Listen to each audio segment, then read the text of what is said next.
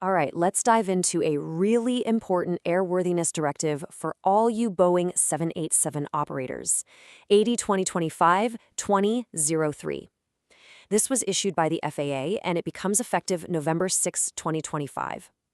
It's all about a specific structural issue with the lavatory units. So let's walk through exactly what this means for your operations. So here's what we're going to tackle.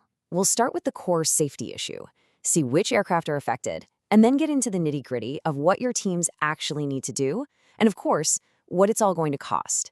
And then we'll wrap it all up with a clear action plan to make sure you're compliant. So first things first, why did the FAA even issue this AD? Well, it all boils down to a specific safety risk they found from in-service reports. The heart of the problem is corrosion on the lower fitting assemblies of some Jamco lavatories. Now, what's the big deal? The risk is that during a high G-force event, think severe turbulence or a hard landing, these lavatories could literally detach from their mounts. This could cause serious injuries, but maybe even more critically, it could block an emergency exit path. And that's exactly the unsafe condition this AD is designed to stop. Okay, so the big question for every operator, does this apply to my fleet? Let's take a look at the scope of this directive to see which aircraft are actually affected. On the surface, it covers the entire Boeing 787 family, the 8, the 9, and the 10. But, and this is really important, there are key exclusions. 2 specific configurations were delivered without the affected lavatories. So it's absolutely crucial to check your fleet records against this specific Boeing Bulletin to figure out your exact exposure. You don't want to do any unnecessary work on aircraft that are actually exempt. Now for the operational heart of the AD. This is the nuts and bolts, the precise workflow your engineering and maintenance teams are going to have to follow to get this done. The process itself is pretty logical. It moves from diagnosis to repair to documentation and finally prevention. You start with a detailed inspection. If you find corrosion, repairs are mandatory. Simple enough. But honestly, the real game changer here is that last step, revising the maintenance program. This is what takes this from a one-time fix to a long-term, recurring safety measure. Now, this is where things get really interesting. You can see how the FAA is trying to strike a balance between being flexible and staying in control. For administrative tasks like updating placards, they've extended the deadline from before further flight to within 90 days. For schedulers, that is a huge deal. But they've tightened their grip on the actual fix. If the bulletin says contact Boeing for a repair, the AD now requires that repair to be an FAA-approved method. It shows you that while they'll give you some operational flexibility, they're maintaining strict control over the engineering to keep safety standards high. And that brings us to the crucial point. This isn't just about a one-time repair. The AD sets up a new framework for long-term monitoring to prevent this from ever becoming an issue again.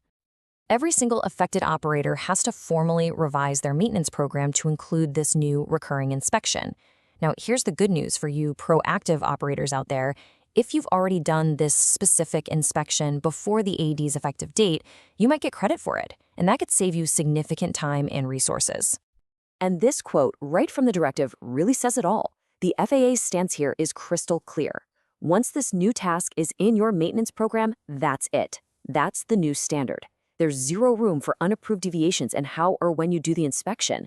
It ensures a uniform, high standard of safety across the entire fleet. No wiggle room. Of course, compliance always comes with a cost. So let's break down the FAA's official financial estimates for all of the U.S. operators.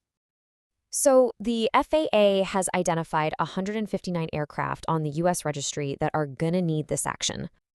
And they estimate the compliance cost is just under $5,000 for each affected lavatory, which brings the total potential hit for the entire U.S. fleet to over $4.7 million.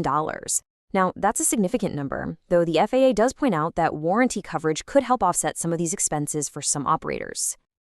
This breakdown is really critical for your financial planning. What it tells you is that while the labor cost is pretty much fixed, the vast majority of the expense comes from on-condition parts. This means the actual condition of your fleet's fittings is going to directly determine your total financial hit. All right, so we've covered the why, the what, and the how much. Let's boil all of this down into a clear action plan for your organization. Here is your compliance checklist. First, nail down your fleet applicability. Then get those inspections scheduled to meet the deadlines. Make sure you coordinate across all your teams, camo, commercial, everyone, to minimize any operational disruption. Get that maintenance program revision done within the 90-day window. And most importantly, always, always use the official AOD and the Boeing Bulletin as your single source of truth. Look, complying with this AD is mandatory. It's non-negotiable. But it also makes you think about the bigger picture, right? This directive is a reaction to corrosion that was found in service.